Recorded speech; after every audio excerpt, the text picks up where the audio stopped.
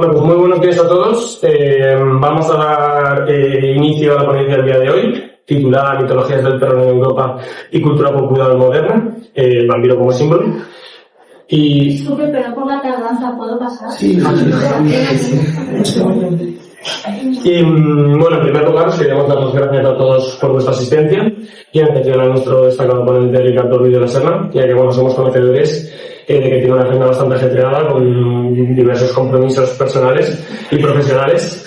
Entonces, bueno, muchas gracias por venir aquí. Muchas gracias. Y demás. Nuestro destacado ponente del día de hoy, Ricardo Ruiz de la Serna, para modo de introducción para que lo conozcáis un poco más, es profesor colaborador de Historia del Mundo Actual en las titulaciones internacionales de la Universidad CEU San Pablo de Madrid y es el autor del Genocidio Almerio, entre otras cosas. ¿Del libro? Sí, del libro. Se me ha dado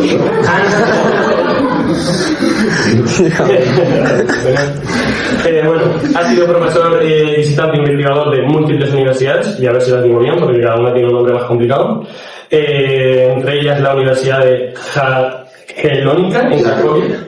Exactamente. La Universidad de Varsovia en Polonia, la Otto Friedrich Universität en Bamberg, Alemania, la Ludwig Maximilian Universität de Múnich y otras muchas más que su nombre es difícil, ¿verdad? Es autor de Noble, Víctima e Informador, la figura literaria del padre como símbolo del pasado y del desgarro de las obras de Peter, a ver si lo digo bien, como sea, Armonía Celestial y versión corregida, publicado en el número monográfico sobre los países de la Europa del Centro Oriental y la Unión Europea, 30 años después, de la Revista de Estudios Europeos del Instituto de Estudios Europeos de la Universidad de Valladolid, y ha sido becario del Instituto Balassi en Budapest y está en posesión de la Cruz de la Orden del Mérito de Hungría. Sin mucha más dilación, bueno, pues muchas gracias, bien. ¿Cuánto tiempo tenemos? Pues nosotros habíamos pensado más o menos una hora de ponencia y después una ronda en aproximadamente media hora como máximo de turno de preguntas y respuestas. Yo me había traído algunas notas, después las utilizaré, pero quería primero dar las gracias a Bantos y a Vidal en particular por el esfuerzo que ha hecho porque nos pudiéramos encontrar esta mañana. Un esfuerzo doblemente feliz porque a mí me gusta mucho venir a Valencia. Es probablemente de los sitios así donde me suele tocar venir, donde me siento más a gusto y donde realmente es más cómodo, todavía con mayor intensidad, porque al final estamos en las horas del CEU y por lo tanto yo sigo estando en mi casa, que es donde me permiten decir todas estas cosas impunemente, ¿no? El título que le hemos puesto cuando pedían que pusiéramos un título, ¿no? Claro, el interés por esto viene de otra charla que dimos el profesor Hipólito Sánchez y yo en el título propio de liderazgo, relacionado con las mitologías del terror, no tanto en la Europa moderna, que es mi campo, sino más bien a lo largo de la historia. Entonces pasamos un rato de una noche, después de cenar, hablando de todas las cosas de las que Vidal me ha pedido que hable. Vampiro, vudú, hombres lobo, zombies y de todas estas cosas vamos a hablar. Pero al mismo tiempo había también el requerimiento de que ya no estamos en el cómodo espacio de una noche después de cenar en la que todo el mundo quiere asustarse un poco. Algunos se asustó tanto que después tenía miedo de ir a dormir solo por ahí, ¿no? Y le daba un poco, como se dice vulgarmente, ¿no? Era un poco en los toros le daba un poco de cambio, pero al mismo tiempo conectarlo con la exigencia de una norma universitaria que requiere que hablemos de ciencia y que hablemos de conocimiento. Entonces yo espero que podremos conectar las dos cosas en una mirada que vamos a tratar de dar sobre la cultura contemporánea haciéndonos una pregunta. ¿Por qué tantos personajes de la cultura contemporánea hunden sus raíces en la mitología del terror? O formulado de otra manera, ¿por qué obsesionan tanto, fascinan tanto en nuestra cultura personajes que a lo largo de la historia eran simplemente aterradores? Esta es la pregunta que nos vamos a formular. ¿A qué se debe esta fascinación? ¿De dónde proviene? ¿Cómo ha calado tan profundamente en nuestra sociedad hasta el punto de que las últimas producciones culturales, me refiero a las últimas producciones culturales de los últimos 30 años, los han terminado convirtiendo en modelos? Podríamos pensar en la trilogía primero de novelas y después de películas de Amanecer, Las Vampiros. Podríamos pensar en la relectura del Conde Drácula, que deja de ser un personaje terrorífico para pasar a convertirse en la película de Francis Ford Coppola en el modelo del amor, un amor que es capaz de atravesar los siglos, en Drácula de Bram Stoker. Y para esto tenemos que empezar hablando, como pasa siempre en la universidad, tenemos que empezar hablando de libros. Empezaba Umberto Eco, su famosísima novela El nombre de la rosa, la comenzaba con una frase: naturalmente un manuscrito. Y nosotros tenemos que empezar por los libros. El interés por las mitologías del terror es tan antiguo como los seres humanos. Probablemente el llamado hombre de las cavernas en la prehistoria, cuando contaba historias de miedo. Y cuando hundimos o cuando penetramos con la mirada las culturas tradicionales, todas las culturas tradicionales tienen mitologías de terror. Y en algunos casos, esas mitologías del terror tienen elementos comunes. Había un famoso psicoanalista, pero cuya investigación sirvió a la historia de las religiones, Carl Gustav Jung, que hablaba de los arquetipos, formas simbólicas que transmiten experiencias que todos los seres humanos hemos tenido. Por ejemplo, un arquetipo es el huevo cósmico, un símbolo, un huevo, del que brota la energía que da lugar al cosmos. Otro símbolo, la serpiente que se devora a sí misma, el tiempo que comienza, termina y vuelve a comenzar. Otro símbolo frecuente, el unicornio, tan popular en estos días, ¿no? Ha publicado recientemente, hace un año, la editorial Siruela, uno de los libros más interesantes que yo he leído últimamente sobre unicornios. Otra de las mitologías más frecuentes, el dragón. Y encontramos en muchos espacios civilizacionales diferentes dragones, con distintos significados. El dragón, por ejemplo, en la mitología china es una fuerza benéfica. Tanto es así que es un nombre, el famosísimo emperador del siglo XVIII chino, es el emperador Chang. ¿No? León significa dragón. En Occidente, en cambio, el dragón encarna la fuerza del mal. Y por eso, quien mata al dragón es un santo, San Jorge. De tal forma que las mitologías del terror son tan antiguas como los seres humanos y han servido para simbolizar, es decir, para dar una forma dotada de significado pero abierta a los grandes terrores del ser humano. Algunos de ellos hacían relación con tabúes universales, el incesto, por ejemplo, la antropofagia. Había otros símbolos que decían razón o tenían relación con terrores atávicos, ser enterrado vivo, por ejemplo, convertirse en algo que uno no es. Y aquí nace el mito del licántropo, el ser humano que en determinadas circunstancias se convierte en lobo. Pero en las culturas tradicionales todo esto, que fascinaba por el miedo que suscitaba, al mismo tiempo era algo de lo que uno debía mantenerse alejado, debía mantenerse distante. Las brujas, los brujos viven alejados del pueblo, están más próximos al mundo ajeno que al mundo propio. El vampiro se presenta como una figura que frecuenta los cementerios, que frecuenta los lugares abandonados, que se alimenta de criaturas muertas. El licántropo generalmente vive entre nosotros, pero no sabemos que es un licántropo. Cuando se convierte en lobo, abandona el mundo de los humanos y se marcha. Es decir, la criatura terrorífica pertenece a un mundo diferente del nuestro. Incluso las criaturas terroríficas de la modernidad, el mito del terror de la modernidad por excelencia, es naturalmente Frankenstein, que toma forma en la famosa novela de Mary Shelley, pero no es la única idea de la creación de un hombre artificial.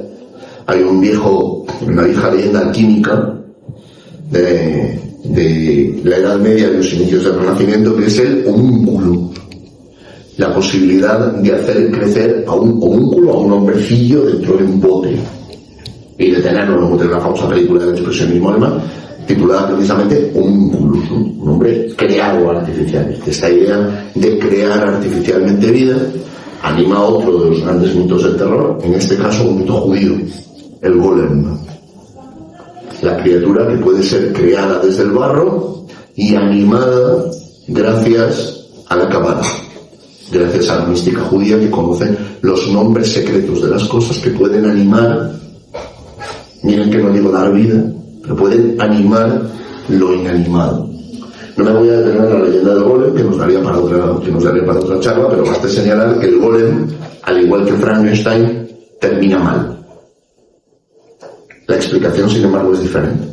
En el golem solo puede terminar mal porque solo el Eterno, solo Yahvé, solo Dios puede crear vida. El ser humano no puede crear vida. Puede animar un objeto, pero no puede crear vida. Y como no es vida, está llamado necesariamente a acabarla. Lo que pasa es que esta cuestión de la vida en la modernidad resulta fascinante. Porque la modernidad es el tiempo en el cual las barreras que históricamente había tenido el ser humano van cediendo. Primero la barrera geográfica, la barrera de los accidentes geográficos. Podrían ustedes, si tienen interés en esto, leer el libro maravilloso del profesor Comellas sobre la geografía y la astronomía y la navegación en tiempos de Colón. El hombre del Renacimiento supera las barreras geográficas, circunnavega el globo. La navegación de Elcano y de Magallanes es tan importante por eso. La gran gesta del Renacimiento, dar la vuelta al mundo, desarrollar los instrumentos cartográficos, astronómicos, no digo astrológicos, que es otra cosa, astronómicos, que permiten al ser humano vencer a la naturaleza, navegar los océanos y regresar a salvo a puerto. La circunnavegación del mundo que hacen los marinos de la monarquía española, por un lado, Castilla, los marineros vascos en las naves de Castilla, etc., y por otro lado, la corona portuguesa. Luego hay otra barrera que se vence, la barrera del firmamento. El ser humano comienza a conocer el firmamento, lo cartografía, lo mapea, y esto le permite empezar a preguntarse por otros límites, otras barreras que pueda franquear. La evolución de la ciencia moderna, la evolución de la filosofía moderna, la propia evolución de las ciudades. Comienzan a aparecer las ciudades cuyo crecimiento es desmesurado y no se puede controlar. Todo esto hace que la lucha o la empresa o el empeño de la modernidad sea la superación de las barreras. Y a lo largo del siglo XVIII y del siglo XIX, la transformación política, la transformación científica, la transformación tecnológica tienden a superar las barreras. Y llegamos hasta nuestros días. También a todos los jóvenes les dice que deben superar sus limitaciones, deben superar sus barreras, que el único límite es el cielo, que nada les está vedado, que todo es posible, que no hay límites. El último límite es la vida. Vencer a la muerte. Y aquí es donde entra en escena uno de los grandes mitos del mundo moderno, el vampiro. El vampiro entra dentro de un campo de mitologías del terror que tienen en común que la muerte ha sido de alguna manera vencida, pero no ha sido vencida por la vida. Aquí está el terror. El vampiro, el zombie, el fantasma, sobre todo podríamos hablar mucho, no es lo mismo el fantasma que el espectro, bien, no importa. El fantasma se mueven en un mundo intermedio entre la vida y la muerte.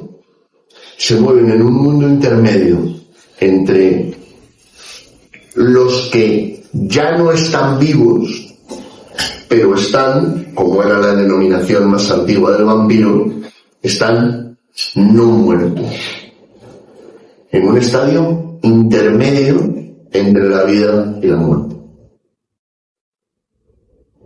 En un tiempo en el que la última barrera que queda por superar es la muerte, en que la aspiración de la inmortalidad caracteriza la era moderna desde el comienzo, primero en la búsqueda de la fuente de la eterna juventud, la idea de que haya un determinado territorio en el que viene el agua, viene el clima, viene la magia, van a propiciar que no muramos más.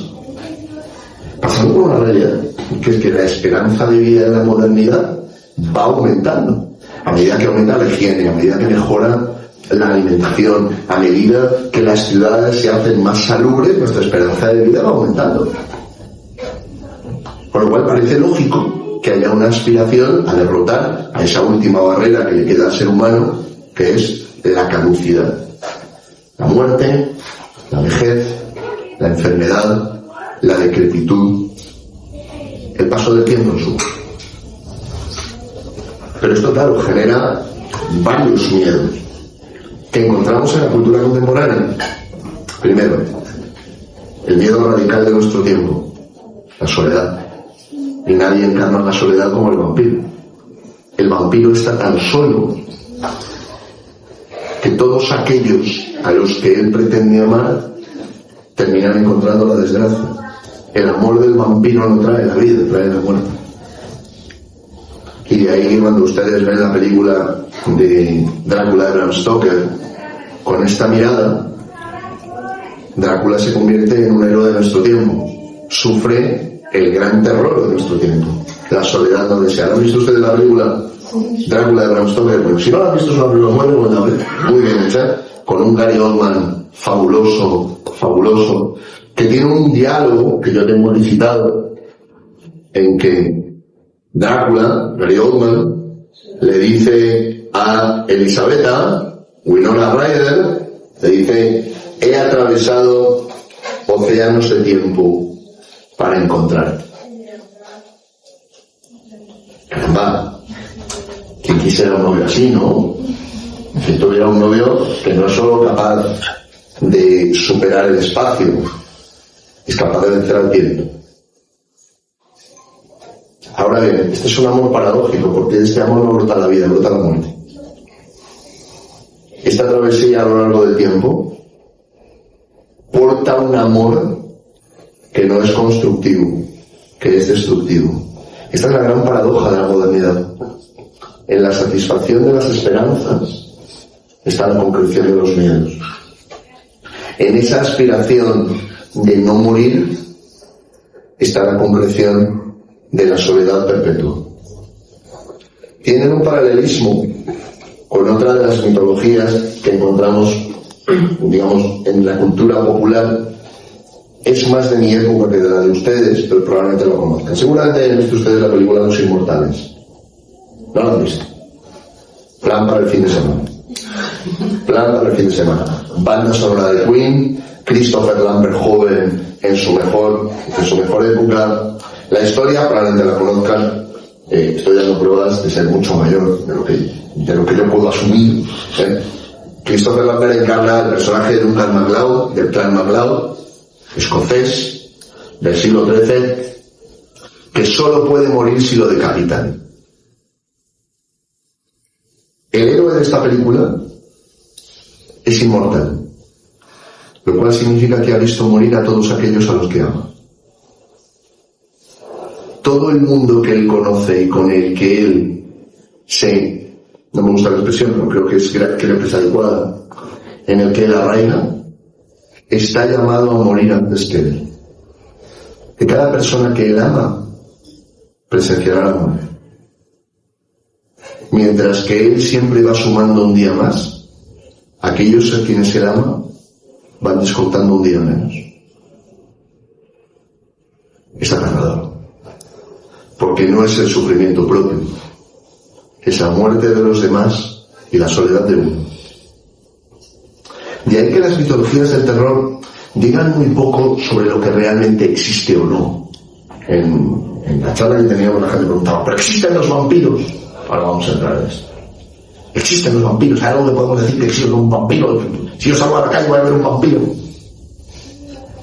Existen como existen los mitos, como forma simbólica de algo bien real. El miedo a transformarnos, el licántropo, hasta hacernos irreconocibles. El miedo a una vida que sea inauténtica, de una vida que sea falsa, Frankenstein. El miedo a no morir, pero que todos los demás lo hagan. Este es el sentido del vampiro. Un sentido aterrador, terrible, porque lleva al mismo tiempo la condena de no estar vivo y la condena de no descansar en la muerte. La modernidad ve a la muerte como algo que puede vencerse. El vampiro recuerda que no toda victoria sobre la muerte es un triunfo de la vida. Y creo que esta paradoja es valiosa para tratar de entender por qué las mitologías del terror siguen gozando de esta excelente salud. Porque hay otras mitologías de las que ya nadie habla de Júpiter, nadie habla de Dionisos, ni de Baco. Nadie va buscando la mitología romana o la mitología griega más que por la belleza de los relatos míticos. No quito un ápice a su belleza y a la importancia que tienen para entender la cultura clásica. Pero nadie se sentiría hoy identificado con el dios Zeus que necesita transformarse para poseer a Europa. Nadie se sentiría identificado con Aquiles, el que era invulnerable, salvo en el talón. Ni con Ulises, a pesar de que todos emprendemos un viaje que nos conduce a Ítaca. Sin embargo, son cada vez más los jóvenes que no solamente admiran a los vampiros, aspiran a ser como ellos, se visten como ellos, abrazan su actitud ante la vida, buscan el negro, buscan la oscuridad, buscan la tiniebla, fascinados con la tiniebla. Y hay un momento en el que podemos situar esto, el siglo XVIII. A finales del siglo XVIII, en la civilización europea, hay un movimiento de reacción frente a la Ilustración. Habría que ver hasta qué punto esto le correspondería probablemente más al profesor Marín que a mí, o a otros profesores de filosofía, plantearse si es una prolongación de la Ilustración o es una reacción contra la Ilustración. Pero la realidad es que a finales del siglo XVIII, sobre todo en Europa Central, empezamos a tener poetas, pensadores, intelectuales, que se preguntan qué hay de extremo en la experiencia estética. Kant escribirá en las reflexiones sobre el sentimiento de lo bello y lo sublime. ¿En qué consiste lo sublime? ¿Cuál es esa experiencia sublime que el arte está llamado a despertar, o quizá en un sentido más profundo, a revelar? Y ahí tienen ustedes la poesía del grandísimo poeta alemán, me pongo en pie para nombrarlo, Goethe. Ahí tienen ustedes la pintura del gran pintor romántico Caspar Friedrich, el movimiento romántico llamado Sturm und Drang, tempestad de empuje o tempestad de impulso. Y es en ese momento en el que lo tenebroso, lo decrépito, lo decadente empieza a fascinar. Las pinturas se llenan de ruinas, de edificios abandonados, de escenas nocturnas. Los valores de la antigua civilización medieval terminan cediendo después del proceso de la Ilustración ante un momento cultural en Europa que mira con placer al abismo, que mira con placer a la niebla, a la tiniebla, a la oscuridad, a la sombra. Y esto en el siglo XIX se acentúa, se acrecienta. Son cada vez más los escritores, los novelistas, los poetas que comienzan a buscar el placer del público que busca experiencias sublimes, las experiencias más intensas que se puedan tener.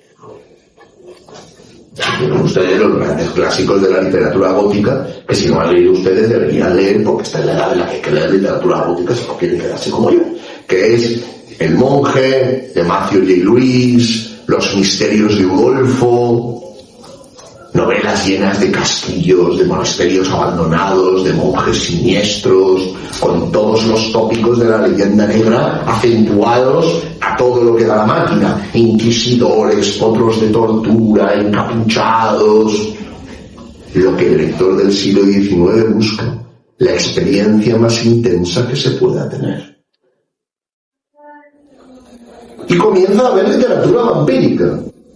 Una literatura vampírica que ya había empezado a finales del 18, pero que encuentra su vampiro canónico en el vampiro de John William Polidori. El primer relato breve de vampiros donde identificamos ya al vampiro de la cultura popular contemporánea. Elegante, centroeuropeo, rico. El vampiro medieval es un vampiro que hurga en los cementerios, que se alimenta de criaturas muertas, que necesita buscar sangre de cualquier animal para no morir, es decir, necesita matar para no morir. La antítesis del amor, que produce vida. Y pasamos a tener el vampiro atractivo, sexy, si quieren ustedes, el vampiro al que uno se querría acercar. Y cristaliza ese proceso que va de Polidori, cristaliza en el Drácula de Bram Stoker.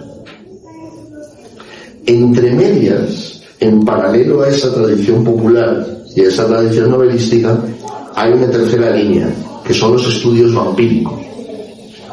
La literatura académica que se produce aplicando un método que ya podríamos considerar similar al de la antropología.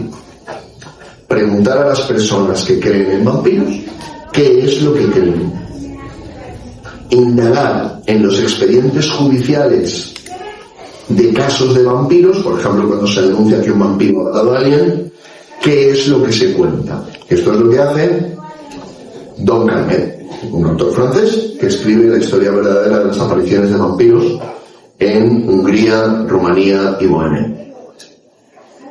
Se va a los archivos de los juzgados a investigar qué es lo que se dice de los vampiros. Aquí lo interesante en este punto de la reflexión no es tanto si los vampiros existen cuanto si las personas que hablan sobre ellos creen que existen. Pero lo cierto es que lo creían. Creían que existían. Igual que se creía en la magia o en la licantropía. También en España hubo casos de licántropos. Famosos casos de los Robinson, por ejemplo en Galicia. O el caso de Roma Santa. Famoso caso de una persona, de un señor que creía, que acusaba la licantropía. Y Don Calmet encuentra que el vampiro popular está muy extendido. En Europa Central y Oriental son muchos los que creen en vampiros, en criaturas que no están muertas, sino que se mantienen vivas matando a otros, bebiendo la sangre de otros. Estas tres tradiciones, la popular, la literaria y la más académica, cristalizan en la cultura popular del siglo XX, cuando los medios de comunicación de masas permiten popularizar las novelas. Aparecen los libros de bolsillo, la literatura se hace asequible, nace la idea del entretenimiento, literatura que yo no leo para elevar mi espíritu, sino que la leo porque se pone de moda y si yo no la he leído, yo estoy fuera de la moda. Así funciona la literatura de folletín, Alejandro Dumas, Sherlock Holmes, Conan Doyle. Para ustedes una curiosidad, Conan Doyle detestaba el personaje de Sherlock Holmes. Al que Conan Doyle quería de verdad era otro personaje mucho menos conocido de un ciclo de relatos de Mundo Perdido, que era un químico espiritista que creía en lo paranormal. Sin embargo, Conan Doyle era la gran fuente de ingresos y además Sherlock Holmes, era la gran fuente de ingresos y además a Conan Doyle lo amenazaron cuando lo matan en uno de los relatos, lo amenazan con que va a haber represalias si Sherlock Holmes no revive y entonces lo tiene que revivir. Pero esta literatura popular no se populariza en vano, se populariza porque satisface una inquietud. Hay algo que esa literatura popular dice de nosotros. La gente dirá, a mí no me interesa nada de esto. Está bien que no le interesa. No estamos para imponerle gustos literarios a nadie. Pero sí es legítimo que nos preguntemos ¿por qué tres tradiciones sobre algo que en principio no existe? Digo en principio porque insisto que el mito tiene unas lógicas propias. El mito es un relato que puede decir algo verdadero existencialmente. El miedo a la soledad, el miedo a la muerte de los demás. Uno se puede preguntar, ¿no? Todos los que estamos aquí enterraremos a alguien a quien amamos. O seremos enterrados por alguien a quien amamos. Y sería legítimo que nos preguntáramos existencialmente qué es peor. Pero no podría decir, no, que se mueran los demás. ¿Seguro? ¿Seguro que querríamos sobrevivir en un mundo donde todos aquellos a los que amamos ya no están? ¿De verdad querríamos ser el último? Muchos de los miedos de nuestro tiempo, la enfermedad, la soledad, la muerte, cristalizan en ese personaje al que se convierte en héroe, porque de algún modo representa nuestro tiempo y representa nuestros miedos. El mecanismo de la identificación no se da por las virtudes que se admiran, se da por los miedos que se comparten. A mí esto me parece como, digamos, con la mirada universitaria, a mí esto me parece fascinante. A lo largo de nuestra civilización, nuestros héroes, Aquiles, en fin, París, el príncipe que arrostra su destino, ¿no? El tipo príncipe de Troya que sabe que lo van a matar y sin embargo no se retira del combate. Es verdad que se había llevado a Helena, pero chico, los dioses tejen desgracias para que los humanos tengamos los hombres tengamos algo que cantar, ¿no? El paladín Roldán, al que le explota el corazón en el pecho para hacer sonar el olifante, el Cid Campeador, todos eran héroes porque decidían sobre su propio destino a partir de virtudes heroicas. El valor en el combate, el sacrificio, la pureza. Cuando pensábamos en un héroe, pensábamos en alguien cuya conducta podíamos admirar y aspirar a imitar. Todo el ciclo artúrico trata de esto. La Bella de Bretaña trata de esto. Cuando nosotros pensamos, ¿por qué el rey Arturo goza de tan buena salud? ¿No tenemos que hablar del rey Arturo? ¿Por qué el rey Arturo goza de tan buena salud? Porque seguimos haciendo cosas sobre el rey Arturo. ¿Por qué el mago Merlín o Lancelot o Gawain gozan de tan buena salud? ¿Por qué han sobrevivido hasta el Señor de los Anillos? Hay mucho de la materia artúrica en el Señor de los Anillos. ¿Por qué han sobrevivido? Porque dicen algo sobre una aspiración que tenemos. El bien, la verdad, la belleza, incluso más que una aspiración, una necesidad. Todos estamos llamados al bien, a la verdad, a la belleza. Todos aspiramos a encontrar algo que no se agote en nosotros mismos. Tenemos una sed de infinito. Decía San Agustín a propósito de Dios, inquieto está mi corazón hasta que descansa en ti. Sin embargo, en la modernidad se produce un trastorno. Pasa a ser objeto de admiración y de identificación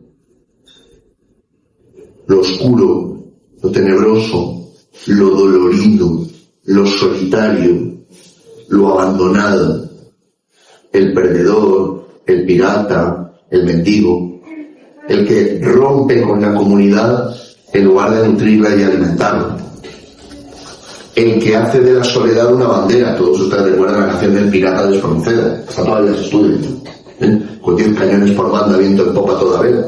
¿Por qué el pirata es el héroe? El bandolero en España, muy importante, el que se revela contra la sociedad, el que se revela contra el sistema, el que se atreve a quedarse solo, el que se atreve a distanciarse del sistema de valores. Esto representa el vampiro. Lo que ocurre es que es un héroe con el que compartimos no solamente esa voluntad de ruptura, sino los terrores que el vampiro representa. La soledad, la muerte, la causación de dolor a aquellos a los que amamos. Por eso el vampiro de nuestro tiempo no es como el vampiro de Polidori, que era un vampiro despiadado, malvado, que no vacilaba en matar, con quien de alguna manera uno tiene claro que solo cabe el enfrentamiento. Ni siquiera es el Drácula de la novela de Bram Stoker. Cuando nosotros leemos la novela de Bram Stoker, vamos con Van Helsing, vamos con el cazador de vampiros, vamos con el que quiere acabar con esa encarnación del mal, como diría el gran José Sacatornil en esa joya de la filosofía que es la película Amanece, que no es poco. ¿La han visto ustedes? De José Luis Cuerda. Bueno, fundamental. Amanece, que no es poco, cambiará sus vidas. En Amanece, que no es poco hay un momento en el que un personaje, que es el guardia civil del pueblo, que encarna el gran actor español José Sacatornil, dice: esto es un sin Dios. el vampiro en la novela de Bram Stoker, en el libro, representado sin Dios, literalmente, tan sin Dios que ni vive ni muere, y por lo tanto no puede resucitar. Hay un texto precioso que se lee en el oficio de lecturas del Sábado Santo, que me he traído para leerles, que revela por qué la muerte es necesaria para que pueda operar la resurrección, o en un término más profundo, para que pueda operar la salvación. No he traído muchos textos para leerles porque no les quiero aburrir, pero creo que este texto, que yo me tenía aquí seleccionado para hoy, merece la pena. No es muy largo. El texto, si alguno lo quiere buscar, se titula De una homilía antigua sobre el grande y santo sábado. Así se titula el texto. Estamos en Sábado Santo. Como ustedes saben, en Sábado Santo hay una serie de prescripciones especiales para este día, porque estamos en el momento en el que Cristo ha expirado en la cruz y ha sido enterrado y ha descendido a los infiernos. Bueno, estoy mal, me voy a quitar la gafa. El tiempo decía Quevedo que ni vuelve ni tropieza, ¿no? Dice, ¿qué es lo que hoy sucede? Un gran silencio envuelve la tierra. Un gran silencio porque el rey duerme. La tierra temió sobrecogida porque Dios se durmió en la carne y ha despertado a los que dormían desde antiguo. Dios en la carne ha muerto y el abismo ha despertado. Va a buscar a nuestro primer padre como si fuera la oveja perdida. Quiere absolutamente visitar a los que viven en tinieblas y en sombra de muerte. Él, que es al mismo tiempo hijo de Dios, hijo de Eva, va a librar de su prisión y de sus dolores a Adán y a Eva. El Señor, teniendo en sus manos las armas vencedoras de la cruz, se acerca a ellos. Atención el momento que viene ahora. Jesús ha descendido a los infiernos y va a buscar a Adán y a Eva, que están muertos. El Señor, teniendo en sus manos las armas vencedoras de la cruz, se acerca a ellos. Al verlo, nuestro primer padre Adán, asombrado por tan gran acontecimiento, exclama y dice a todos, mi Señor esté con todos. Y Cristo respondiendo dice a Adán, y con tu espíritu. Y tomándolo por la mano, le añade, despierta, tú que duermes, levántate de entre los muertos, y Cristo será tu luz. Yo soy tu Dios, que por ti, y por todos los que han de nacer de ti, me he hecho tu hijo. Y ahora te digo, tengo el poder de anunciar a los que están encadenados, salid. Y a los que se encuentran en las tinieblas, iluminaos. Y a los que dormís, levantaos. A ti te mando, despierta tú que duermes, pues no te creé para que permanezcas cautivo en el abismo. Levántate de entre los muertos, pues yo soy la vida de los muertos. Levántate, obra de mis manos, levántate, imagen mía, creado a mi semejanza. Levántate, salgamos de aquí, porque tú en mí y yo en ti formamos una sola e indivisible persona. En un tiempo en que la resurrección ponía fin, vencía a la muerte, y la muerte había sido derrotada, el vampiro solo podía ser una criatura maléfica. Porque el vampiro, que no ha muerto, pero tampoco vive, no puede resucitar, no puede entrar en la vida eterna. Pero en un tiempo como el nuestro, donde la creencia en lo sobrenatural se ha ido desdibujando, donde la creencia en la resurrección de los muertos en la victoria sobre la muerte, en la vida eterna, ha ido cediendo en la cultura popular y está cada vez menos presente. El vampiro irrumpe como el representante de la alternativa, de la no muerte y por lo tanto de la no resurrección. Cuando pensamos en la fascinación de los personajes de la mitología del terror contemporáneo, el zombie, por ejemplo, comparte esta condición. En el vudú, la religión africana que llega con los esclavos en una historia absolutamente atroz, deberíamos hablar mucho más de la atrocidad que supuso la trata de esclavos y de lo que supuso para la humanidad y en particular para África. Cuando los esclavos llegan a América forzados, obligados, vendidos como animales, llegan seres humanos que tienen una visión del mundo y los viejos espíritus de África viajan a través del mar y llegan a Haití, a Santo Domingo, a Venezuela, a Brasil, y así vienen de las religiones africanas las religiones afroamericanas o afrocaribeñas.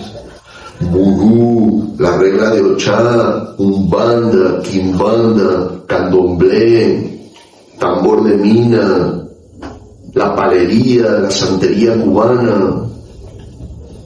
Sin embargo, ese conjunto de religiones, que tienen elementos comunes pero que no son idénticas, tienen una que ha entrado con particular fuerza en la cultura popular, que es el vudú.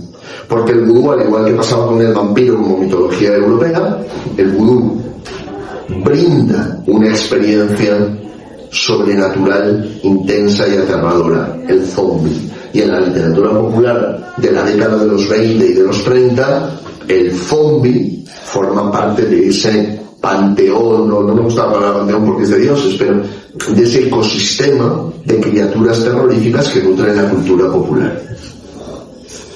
Lo que ocurre es que los estudios sobre zombificación revelan que la zombificación es una intoxicación, es un envenenamiento, que produce un daño, y la persona zombificada es envenenada. Pero la zombificación tiene un conjunto de prácticas culturales que se realizan y se viven en clave religiosa. La persona a la que se trata de zombificar, a la que se va a envenenar con una toxina que daña su sistema nervioso y la deja como si estuviera muerta, sabe lo que le va a pasar.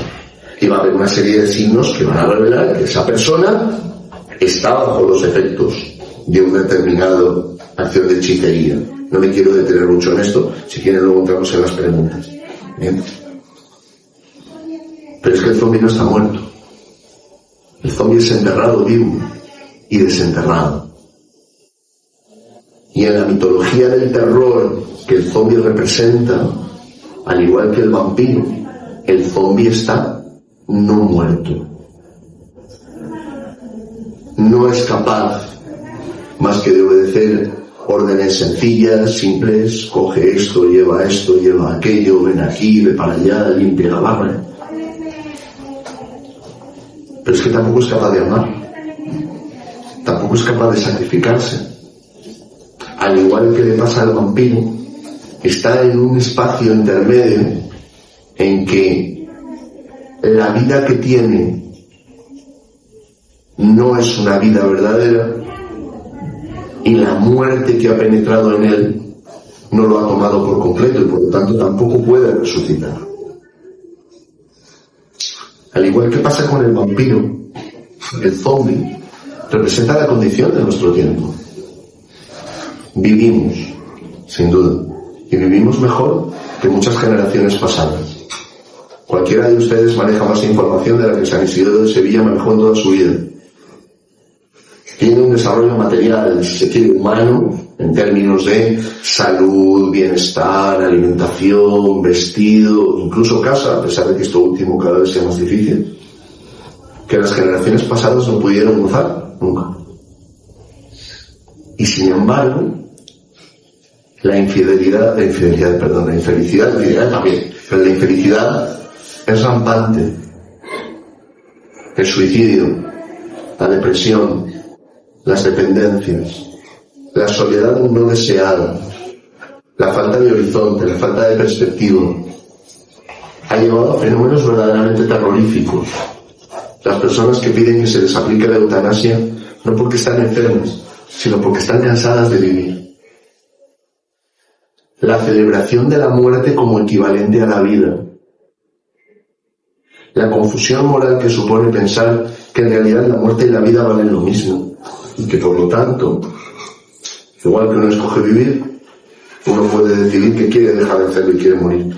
Esta fascinación por la muerte tiene en el zombie y en el vampiro dos excelentes embajadores.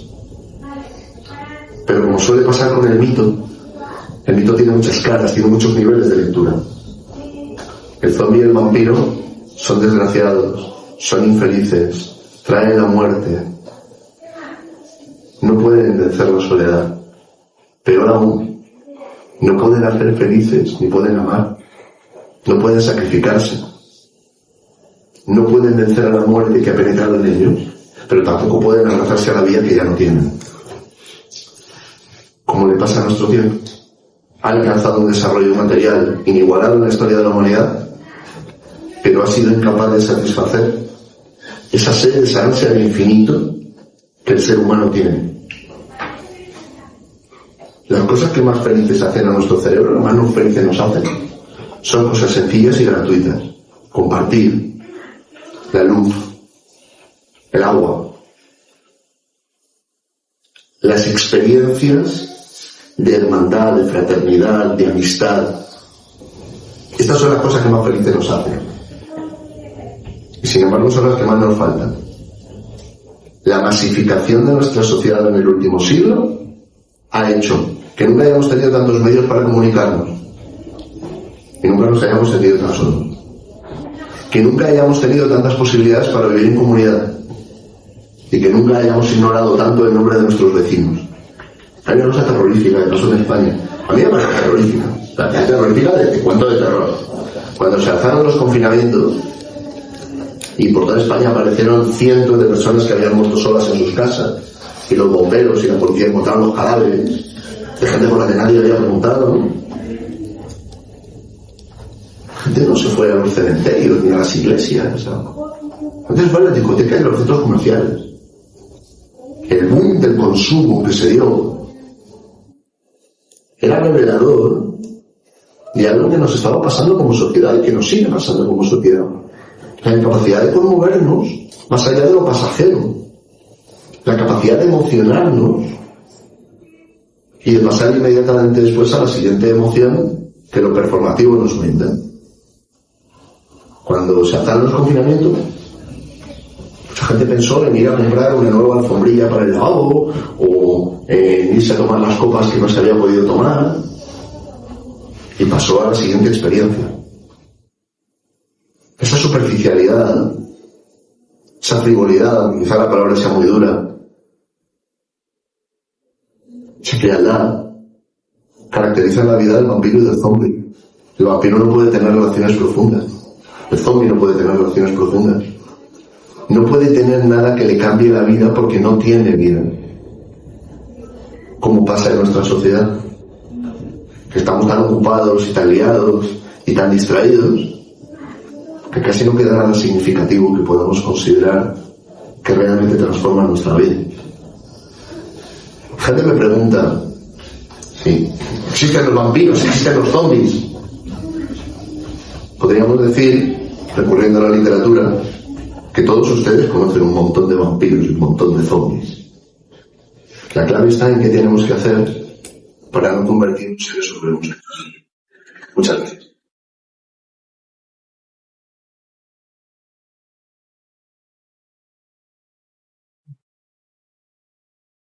Y ahora, Vidal, todas las preguntas.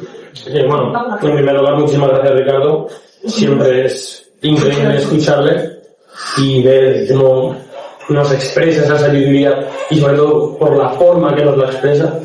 Es absolutamente de admirar. Y bueno, ahora sin más dilación vamos a pasar al turno de preguntas y respuestas. ¿Por qué? Bueno, muchas gracias. Creo que la ponencia pues ha sido increíble. Y yo le quería preguntar, porque justo este fin de semana vi la película de Frankenstein y yo le quería preguntar sobre... ¿Pero cuál de ellas? La última que se ha hecho. Sí, la reciente. Y, tipo, la figura de Frankenstein, siguiendo con lo que has dicho, es una caricaturización del zombie del vampiro, ¿no? ¿O qué idea tiene Frankenstein, no? Porque no es una caricatura. Déjame que lo plantee. Termina la pregunta. Digo, porque me ha recordado mucho a la película que han nombrado Los Inmortales, puede ser, de no querer, pues, de ser inmortal y... Bueno, no sé si está haciendo spoilers, pero... No hagan spoilers. Claro, la figura de Frankenstein es eso, ¿no? La novela, incluso no la película, la novela es, pues, intentar vencer a la vida, vencerla y no morir, pero luego llega, pues, todo lo que ello conlleva, ¿no? Sí. La eternidad y... Entonces, si es un espejo, una otra forma de decirlo, pero al fin y al cabo es la misma... No sé si me explico. Perfectamente. Primero una precisión. Yo no diría que es una caricatura. Te explico. La caricatura exagera unos rasgos para hacer identificable una figura. Cuando los alumnos hacen caricaturas mías, les suelen poner una barba, ¿claro? Y sin embargo omiten el pelo. Canalla. Vale. Cuando nosotros hacemos una caricatura, seleccionamos unos rasgos y los exageramos para que todo el mundo identifique al personaje. El mito, normalmente, no tiene un rasgo, digamos, exagerado, sino que como toda forma simbólica es abierta. Y por lo tanto, en cada tiempo, uno destaca un aspecto u otro del mito. Por ejemplo, en el unicornio, durante mucho tiempo el unicornio se asociaba a la inmortalidad, la derrota de lo perecedero. Y el unicornio era un símbolo de la longevidad, de la salud, de la curación. Se atribuyen al cuerno del unicornio virtudes curativas.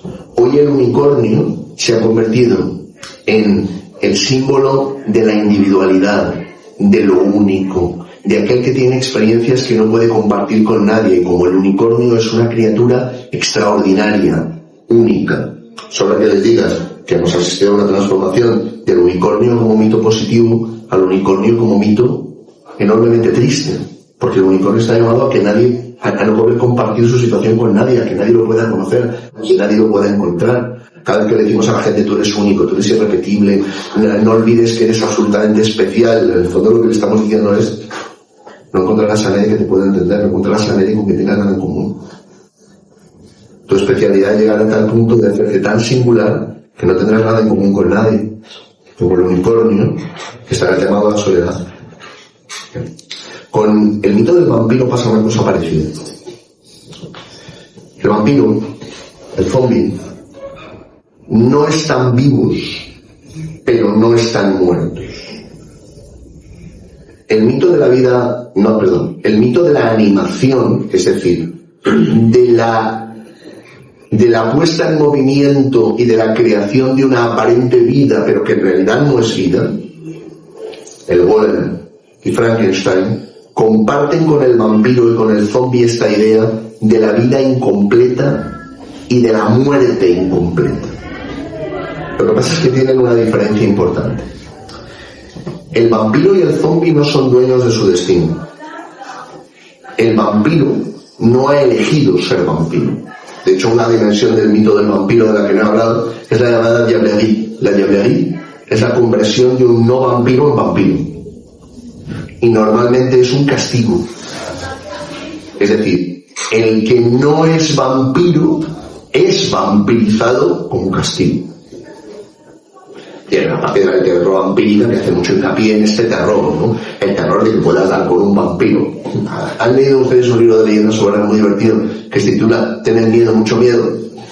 No, bueno, esta es una recopilación de leyendas urbanas donde salen muchas de las que la gente normalmente pues cuenta, ¿no? Se van de campamento y el mito de los fantasmas de la chica de la curva, el mito del restaurante chino, que voy a contar ahora porque nos están grabando, el mito, el relato del terror del chico que conoce a una chica muy atractiva y pasan la noche juntos, pues digo ustedes que pasan la noche juntos pero no jugando a videojuegos. Y cuando se despierta por la mañana el chico le ha acaecido algo terrible, le han contagiado una enfermedad, le han quitado un órgano, lo han vampirizado. En este contexto, el vampiro y el zombie son sujetos pasivos de su tragedia. antes de ser sujetos activos. Les ha pasado algo que los ha convertido en zombie o en vampiro. Mientras que Víctor Frankenstein no. Frankenstein quiere ser señor de la naturaleza. Este es el hombre moderno. Quiere ser señor de la naturaleza. Quiere dominarla hasta el punto de vencer la última barrera, que es la diferencia entre la vida y la muerte, la separación entre la vida y la muerte. Él quiere ser señor de la vida. Quiere reemplazar a Dios. Entonces hay una resonancia, pero la diferencia es significativa, porque Frankenstein es un mito radicalmente moderno. Es científico, licenciado en la Universidad de Ingolstadt, trabaja en el espacio natural del hombre moderno, que es el laboratorio. Está en una posición, está en una situación, no, póngase aquí por delante, si no, no va a haber nada, póngase aquí delante, sin miedo. Sí, hombre, que además a los profesores siempre nos gusta, esto es hay un montón de gente, deja de volar la lámpara, ¿no? Esta idea que tenemos de fondo, de el hombre moderno, tiene Víctor Frankenstein, un representante absolutamente cualificado. Lo que pasa es que Víctor Frankenstein hoy probablemente no animaría a una criatura con la electricidad, que era la fuente energética más novedosa en el siglo XIX. Probablemente aspiraría a animarlo con ingeniería genética. De Víctor Frankenstein al transhumanismo, solo hay una diferencia de evolución temporal, pero en germen son lo mismo. Por eso cuando se habla del transhumanismo, existe una mitología que anticipa la aspiración del transhumanismo. Cuando se dice, nuestros cuerpos morirán, pero podremos transmitir nuestro cerebro, nuestros recuerdos, nuestra información, este tipo de lenguaje y uso emplear, a otro cuerpo. Al final estamos planteando una aspiración que muchos mitos cuentan. El licántropo, por ejemplo. Yo puedo prescindir de mi cuerpo y tener otro. Ser un lobo. Hay una película de los 80 romántica, un poco pastelona, pero bueno, la pueden ver. Se deja ver. Que se titula Lady Halcón. Lady Halcón, ¿la han visto? Sí, hizo mucho daño esta película. Sí, una película así un poco pastelosa, pero yo puedo amar a una criatura que solo una vez al año adopta forma humana, ¿no? ¿Recuerdan quién solo una vez al año va a poder encontrarse con aquellos a los que ama solo durante un día? Les doy una pista. No, les doy una pista. Es de un ciclo de películas que todos ustedes han visto. El holandés errante, Davy Jones, por supuesto. El holandés errante, que era un mito nacido en la Edad Media en el entorno de las ciudades hanseáticas, se termina convirtiendo en una figura admirada. La pregunta es, ¿realmente podemos amar al margen del cuerpo? O sea, realmente cuando nos enamoramos de la decimos ahora que lo está hablando, parece que la charla va de otra cosa. Solo me faltaba eso. ¿Realmente cuando nos enamoramos no nos enamoramos también de un cuerpo? Es verdad. Eso de que el cuerpo no importa. No hablo ahora de guapo o feo, no hablo de esto. Hablo de que nos enamoramos de una persona, con un rostro determinado, con un olor determinado, con una temperatura determinada, con una mirada determinada, con una sonrisa determinada, con un modo determinado de cogerte la mano o de sentarse, con un ruidito determinado que hace cuando duerme. La aspiración a superar el cuerpo tiene algo de terrorífico. Tiene algo de que no volverás a ver a esa persona tal como la conociste. Tiene la idea de que hay una parte importante de esa persona que es sustituible, que es reemplazable. Por eso el transhumanismo tiene un fondo mítico verdaderamente siniestro. Porque tiene un fondo en el que en realidad nosotros solo somos información. Pero la persona a la que amamos es fungible, es reemplazable por otro cuerpo. O más aún, si ven ustedes Blade Runner, por un cyborg, por una criatura que parece humana, pero que no lo es. Hay una relación muy estrecha entre mitología del terror, literatura de terror y literatura de ciencia ficción. Si son ustedes, por ejemplo, aficionados al ciclo de Star Wars, al final de una de las películas, no voy a decir cuál es para no incurrir en el delito de spoiler, Han Solo es crionizado. no está muerto, pero tampoco está vivo. Está en una no vida. Y cuando, hago un pequeño spoiler, pero no muy significativo, cuando sale de ese estado, ¿recuerdan ustedes lo que le pasa? Sí, que está ciego. Está ciego, no puede ver. El sentido de la privación de la vista tiene un sentido mitológico muy profundo, simbólico, mejor dicho, muy profundo. El que no puede ver, no puede reconocer, no puede descubrir. Necesita el amor para volver a encontrarse. Si ustedes leen ese libro maravilloso de la literatura universal, pero nacido a orillas del Mediterráneo, una de las cosas que más me gusta de Valencia es eso. Pienso, digo, si yo me asomo ahora a la playa, al otro lado del mar está Ulises. Está mal. Cuando Ulises regresa a Ítaca, ¿recuerdan quién lo reconoce? Su perro, que está mayor y ciego, que está viejo y ciego. Es decir, ¿qué nos saca de la ceguera? ¿Qué nos hace reconocer? El amor. El amor. ¿Qué le dice el ciego Bartimeo a Jesús? Que pueda ver. ¿Y Jesús qué hace? Le pregunta su nombre. Entabla un conocimiento. ¿Cómo te llamas? Bartimeo. El hijo de Timeo. Bartimeo. Cuando nosotros pensamos en los mitos siempre tienen varios niveles de lectura. Nos dan la oscuridad y nos dan la luz. Revelan más sobre nosotros, nuestros miedos, nuestras aspiraciones, nuestras debilidades, nuestras vulnerabilidades, nuestros deseos, que sobre la existencia objetiva o no que se les atribuye.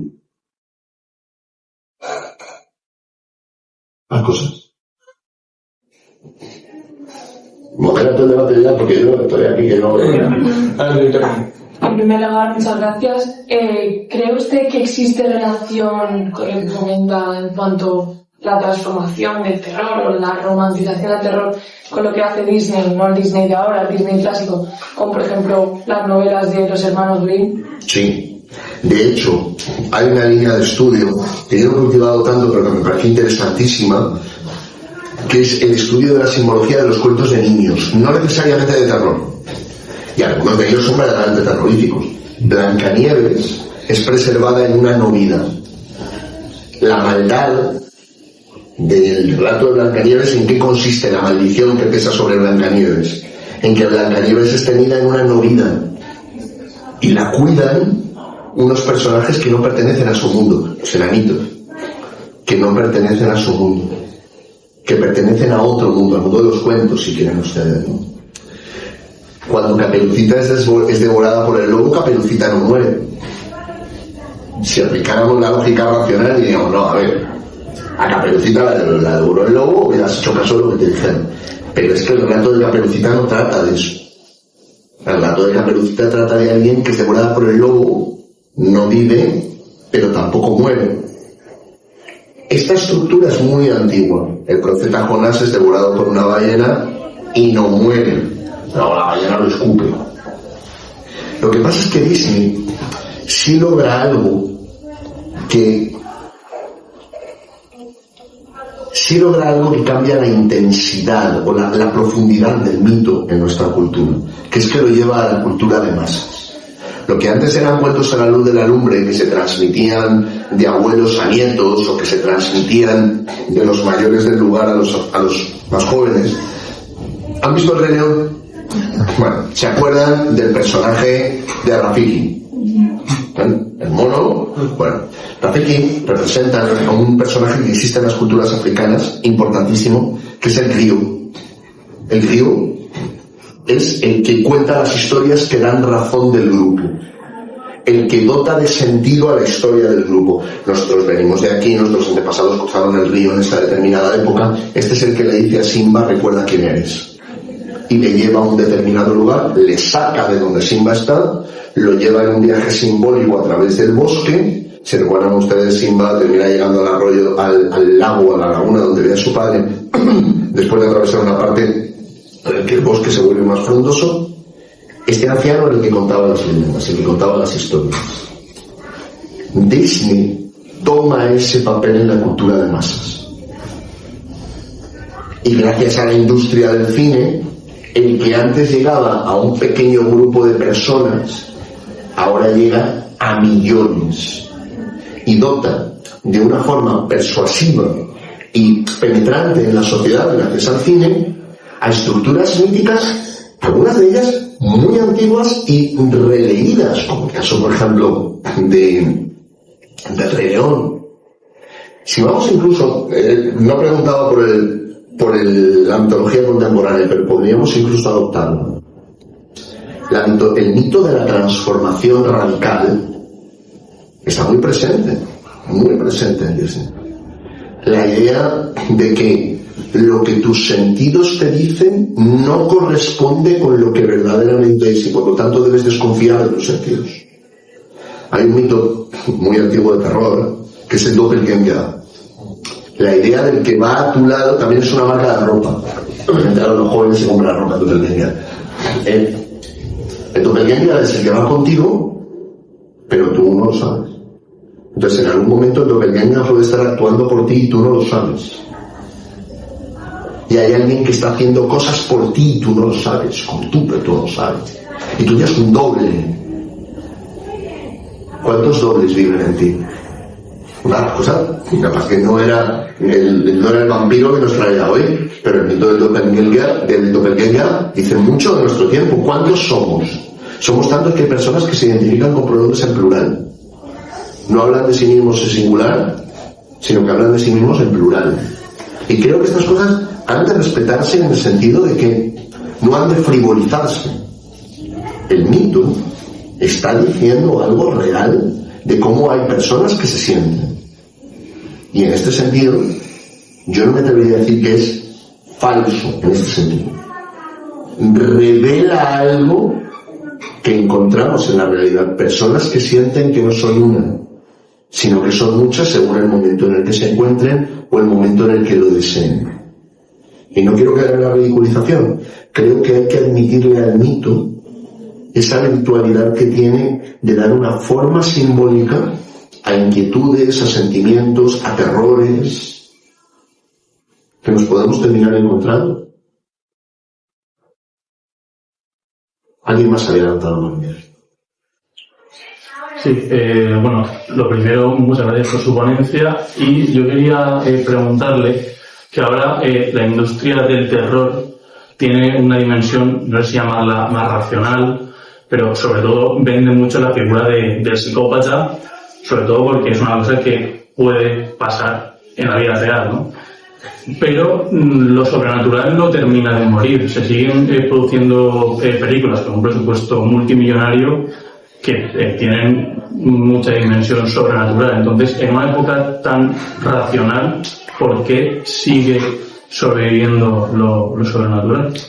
A ver, permítame primero cuestionar la premisa.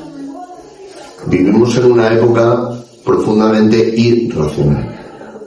Tan irracional es nuestra época que la tecnología que podría servir para el bien se emplea habitualmente para el mal.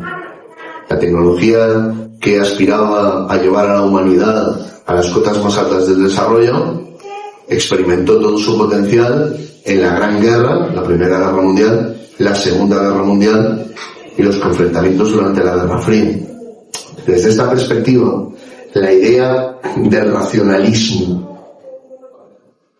la razón llevará al progreso del ser humano, devino en un irracionalismo cuando sacó a Dios de la ecuación. Cuando la razón privada de Dios termina llevando a las irracionalidades más profundas. Pero es que este mismo fenómeno se ha producido con las mitologías del terror. Usted tiene toda la razón. Uno de los mitos de nuestro terror es de nuestro tiempo, es Aníbal Lecter, el psicópata, el que ha vencido la barrera de la moral, el que construye su propia moral, el que hace literalmente lo que quiere, lo que le viene en gana. Tenemos mitos del terror así. Lo que ocurre es que brotan de una matriz un poco diferente, no completamente diferente, pero un poco diferente. Cuando nosotros vemos las mitologías sobre los brujos, hechiceros, primo hermano de la brujería, pero no por completo, la demonología y la demonomanía, la fascinación con el maligno. ¿Qué caracteriza el pacto con el maligno? Harás lo que quieras. Nada te será imposible dentro del orden de la naturaleza. Si leen ustedes el primer testimonio que hay de Dr. Faustus, que es un anónimo publicado en la ciudad de Espira en el siglo XVI y que publicó en español la editorial Siruela, es una editorial de mitología junto con La Nieta, las dos grandes editoriales que publican mitología en España y estudios sobre mitología. Decía, si ve usted el relato más antiguo del doctor Fausto, el doctor Fausto busca el acuerdo con el diablo porque quiere dominar la naturaleza, quiere hacer lo que quiere. Lo que hace el psicópata, lo que quiere. Lo que pasa es que hay algo característico del psicópata de nuestro tiempo, que no se da en las mitologías del pasado. Salvo en el Renacimiento y en el siglo XVII, y empieza a declinar en el siglo XVIII, que es el periodo de la demonomanía, la idea de que las posesiones demoníacas pueden estar por doquier y de que el demonio interviene activamente en la historia y de que por lo tanto si se ha arruinado tu cosecha o se te ha, Dios no lo permita, has perdido un hijo o te ha acaecido alguna desgracia, esto es porque el demonio está interviniendo en tu vida, porque hay alguien que lo está utilizando contra ti. Ese fue el periodo de la demonomanía, la obsesión por el demonio. Es un periodo breve en el tiempo, de aproximadamente mediados del siglo XV hasta finales del siglo XVII, unos 150 años, más o menos. Todo el siglo XVI, parte del XVII. Salvo en ese periodo, la intervención del maligno se veía como algo verdaderamente extraordinario. Nadie pensaba normalmente el tipo que yo tengo aquí al lado puede estar poseído, o puede utilizar brujería contra mí, o puede tener los poderes oscuros a su servicio. Hay que irse a la sociedad babilónica para encontrar algo así, porque el cristianismo hizo mucho hincapié en que el mal ha sido vencido, el demonio ha sido vencido, la luz es más poderosa que la tiniebla, la luz vence a la oscuridad, y cada año en la liturgia de Pascua, la liturgia más importante de todo el año, la luz vence a la tiniebla. Pero es que en nuestro tiempo Dios ha sido expulsado de la cultura popular. Y lo característico del psicópata es que el psicópata puede ser cualquiera. Tan cualquiera puede ser que ni siquiera me puedo fiar de mis sentidos. Como por el cine de Disney. Yo no me puedo fiar de mis sentidos, pero no sé si en realidad es un psicópata. Y por mucho que yo pueda frecuentar la amistad de cualquiera de ustedes, a mí ya me garantiza que si llega un momento en el que tal, ya tengo la conocer de su padre, pero si en un momento determinado yo llego a una situación con ustedes en las que pueda conocer su verdadero cara, usted resulta ser un psicópata. La paradoja viene en que esto es precisamente lo fascinante. ¿Qué fascina de Aníbal Lecter? Que devora a otros seres humanos. ¿Recuerdan que les hablé al principio del tabú de la antropofagia? Aníbal Lecter transgrede el tabú de la antropofagia. Devora a otros seres humanos. De hecho, en una de las películas de Aníbal Lecter lo dice claramente, dice, me comí su cerebro con un buen Chianti. No, me comí su hígado con un buen Chianti.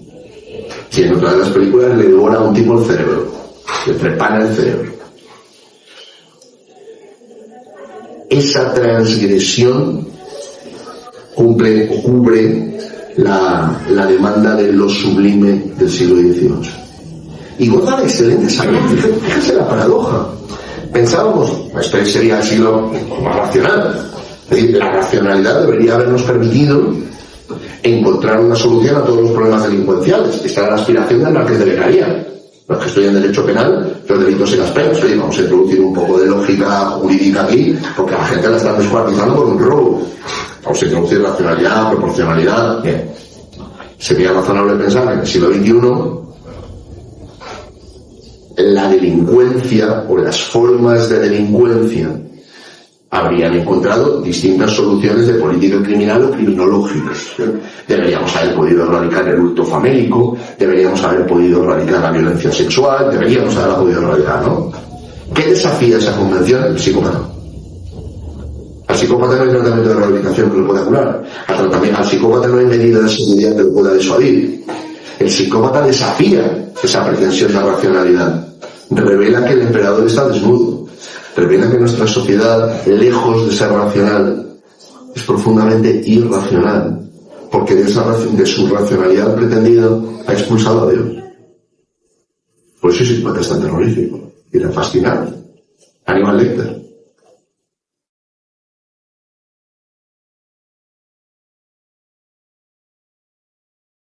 ¿Quieres ir primero? No, no, Sí, aseguro que no quieres sentar aquí.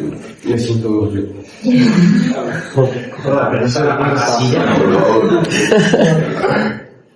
Me gustaría plantear algunas ideas. Por favor.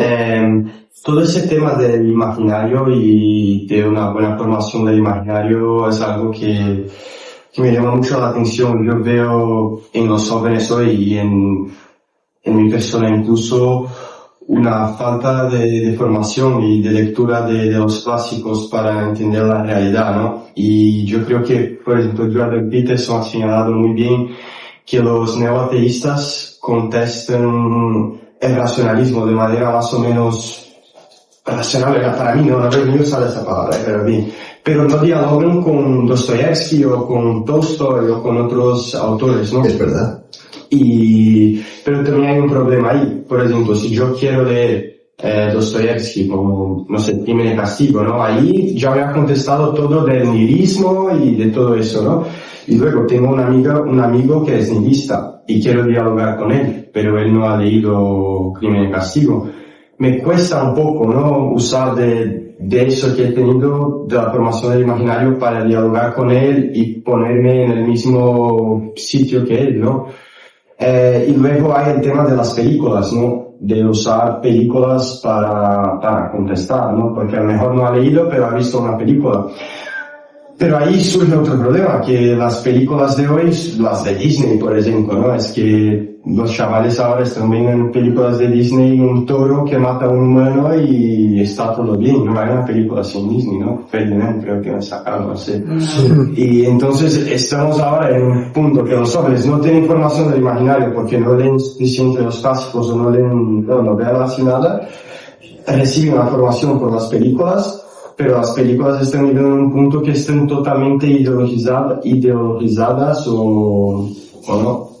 Es verdad. O sea, todo lo que ha dicho es cierto.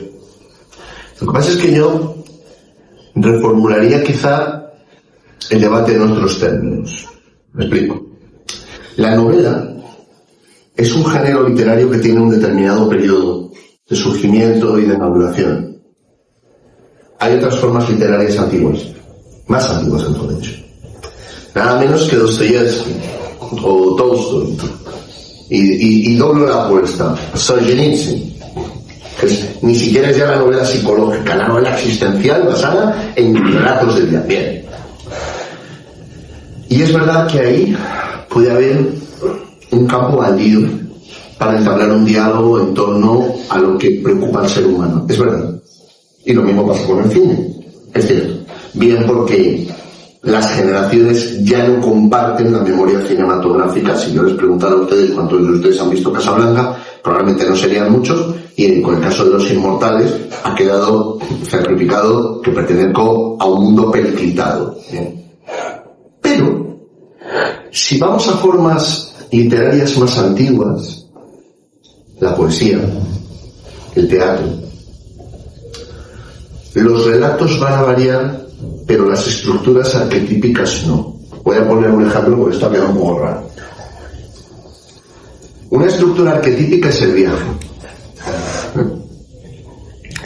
Empezamos el viaje de un modo y somos transformados por el viaje, de modo que cuando el viaje concluye ya no somos quienes éramos. Esto les suena, ¿verdad?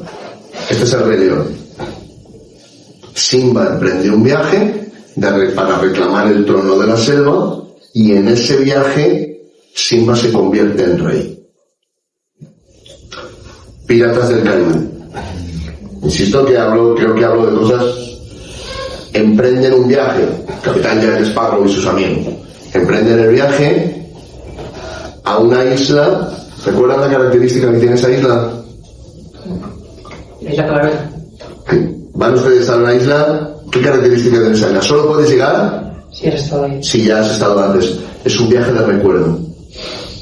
Es literalmente la anamnesis de la que habla Platón. Esta idea del recuerdo es uno de los arquetipos del viaje de recuerdo, del viaje para volver a ser quien eres, el regreso a la patria, el famosísimo poema de Konstantin Kalafis que todo joven debe leer, cuando Cuando partas para el viaje ahí te acabas de pedir que el viaje sea largo, que luego el poeta, el cantautor Raimon lo llevó a la música. Quan surts per fer el viatge, capità, que has de pregar que el camí sigui llarg, que siguen moltes les matinades, que arribes en un port que els teus ulls ignoraven. Esta idea del viaje transformador es arquetípica, ahí lo puede encontrar.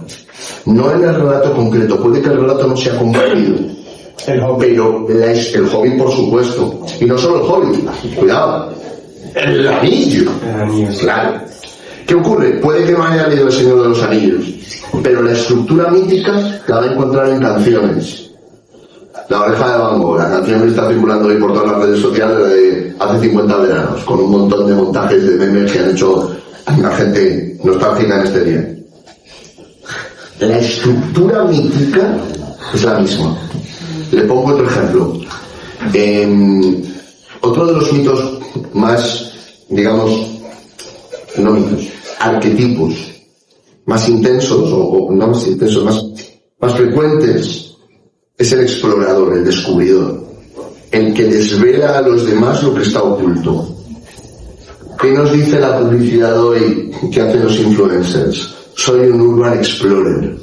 Te enseño la marca que no conocías, el producto que no conocías, el lugar que no conocías, 10 bares que todavía no conoce nadie a los que puedes ir. La estructura mítica es la misma, la estructura arquetípica es la misma. Yo soy el explorador, el descubridor, el que abre paso a otros. Ahí los podemos encontrar. Es cierto, mi generación no tenía influencers, tenía críticos, pero no era lo mismo. ¿Bueno? Pero la idea del que encuentra, del que descubre, del que desvela a otros, es lo que inspira la literatura de viajes. Cuando Richard Francis Barton, descubridor de lo que él creyó que eran las fuentes del Nilo, en competencia con su amigo John Hanning Speke, cuando Barton escribe uno de sus grandes libros de viajes, se titula Primeros pasos en el África Oriental, Barton, personaje interesantísimo, Barton le dice al lector victoriano: yo te voy a llevar a lugares a los que tú no puedes imaginar que irás, pero yo te los voy a desvelar, yo te los voy a mostrar. Es lo que hace el influencer hoy. Lo que hace el influencer, lo que pasa es que lo hace con una intención de marketing, mientras que Barton lo hacía con una intención de entretenimiento, de descubrimiento. Cuando Barton escribe su prólogo a Las Mil y Una Noches, él fue el segundo traductor al inglés de Las Mil y Una Noches. El primero fue Lane, el segundo fue Barton. Barton hace una traducción en varios volúmenes de Las Mil y Una Noches porque lo llena de notas, sobre todo de contenido erótico de Las Mil y Una Noches. Y para estar seguro de que te desvelo algo que tú no vas a conocer de ninguna otra forma en tu vida y que te vas a escandalizar y me vas a comprar más libros que nadie, introduce un prólogo que es un estudio, a ver, hoy se considera un estudio etnológico. En aquel momento era una pieza de literatura escandalosa en Inglaterra victoriana, absolutamente insoportable, que es su estudio sobre los prostíbulos masculinos en aquella época era la India británica, que después sería Pakistán. Esta lógica de yo te voy a llevar a un sitio terrorífico, increíble, que cuando salgas no te vas a poder recuperar del susto. Es lo que prometen las redes sociales, con el vídeo más truculento que vas a poder ver, 10 formas atroces de morir en la Edad Media. La estructura arquetípica es la misma. El descubridor, el mago, el que revela lo que los demás desconocen y que te va a dejar empatado, patidifuso, aterrorizado y al mismo tiempo fascinado. Entonces, ¿dónde se puede encontrar para entablar ese diálogo? En las estructuras arquetípicas, en los símbolos, no en la narración concreta, sino en la estructura simbólica que subyace a la narración. Y ahí se puede encontrar algo que quizá tenga un campo en común en las canciones, por ejemplo, en los chistes, en los estilos de vida. Nuestros estilos de vida hoy, los estilos de vida que ustedes abrazan, yo a ti, que yo abrazo, ya me saco el testatual, estoy hablando pocas cosas, pero los estilos de vida tienen estructura simbólica. Te pongo un ejemplo, aunque no es de terror: el éxito. El éxito, cuando ustedes piensan en alcanzar el éxito, tú sí que vales, la voz, la estructura del concurso televisivo del éxito tiene una estructura simbólica muy poderosa. El mago. Tú tienes una vida gris, pero yo te voy a llevar a este recorrido por televisión, te voy a convertir en una persona de éxito. Entonces, hay estructuras arquetípicas muy profundas en las que podemos encontrar puntos de diálogo, puntos de conversación, en las que podemos decir, a ver, el vampiro como mito, como estructura simbólica, es un no muerto y es un no vivo. Tomemos la vida de un joven en la España contemporánea. Trabaja o estudia, en ambos casos con jornadas extenuantes, hace para llegar a su casa, creo que no exagero si puedo decir, entre 45 minutos y 1 hora y cuarto en el transporte público, colapsado, de pie, progresivamente desarraigado. Tienen ustedes un congreso sobre desarraigo próximamente aquí, verdaderamente con un plantel de profesores extraordinario. ¿Realmente está vivo? ¿Cuánto tiempo le queda para hacer las cosas que realmente asociamos con la vida? Alguien que comparte su tiempo con actividades cada vez más alienantes y a quien le quedan cada vez menos actividades que nos realizan como seres humanos.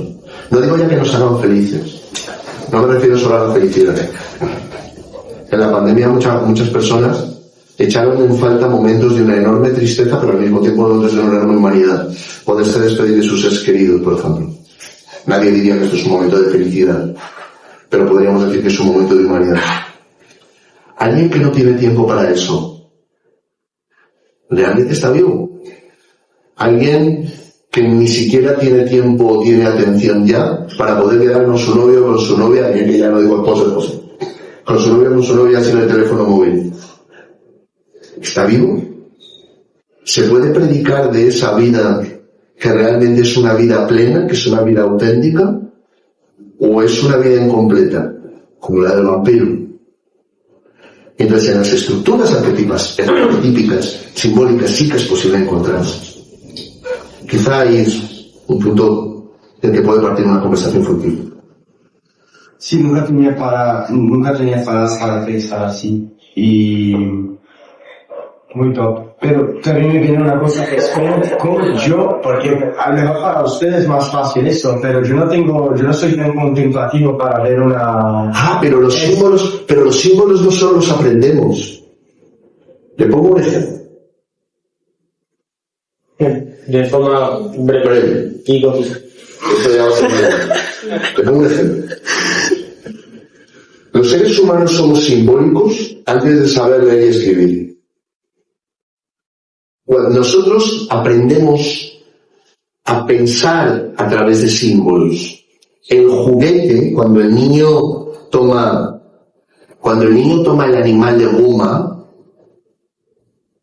en el juego, en la estructura psicológica del juego, hay una simbología arquetípica. Ese perro son todos los perros. Ese perro es la vida alternativa del perro, y por eso el perro puede hacer las cosas del humano. Entonces, es verdad que a veces estudiar, leer un montón de libros. El libro que no sé si he mencionado ya, recuérdenmelo, La prueba del laberinto, ¿no he mencionado? No. Hay un libro muy interesante sobre un historiador de las religiones, es una entrevista larga donde él explica cómo es su camino intelectual en la historia de las religiones, que se titula La prueba del laberinto. Es de un autor rumano llamado Mircea Eliade. Eliade, en ese libro, La prueba del laberinto, es una entrevista muy larga, explica cómo se adentró en el mundo del simbolismo. Él no llega al simbolismo solo por el estudio, llega al simbolismo por el arte. En los seres humanos hacemos arte desde que nacemos, con mayor o menor, digamos, calidad artística. Pero cuando el ser humano, cuando el bebé empieza a golpear, ha descubierto la percusión. Por eso la percusión es tan importante. El tambor es el instrumento que más se parece al corazón humano. Por eso a los niños les gustan tanto los tambores. Vamos, Vidal. Sí, bueno, como veo que faltan preguntas y sobre todo de algún tema de vudú y chamanismo que gente tiene bastante interés. Es todo lo que queda. Si queréis hablar en la comida, estáis todos más invitados a participar, y si queda algún tipo de duda más concreta o concisa pues la biblioteca la podrá responder allí. Con mucho gusto, yo de lo que sepa, con mucho gusto. Y bueno, por último, muchísimas gracias por vuestra asistencia, gracias por vuestras preguntas y participación, y nos vemos en futuras ponencias.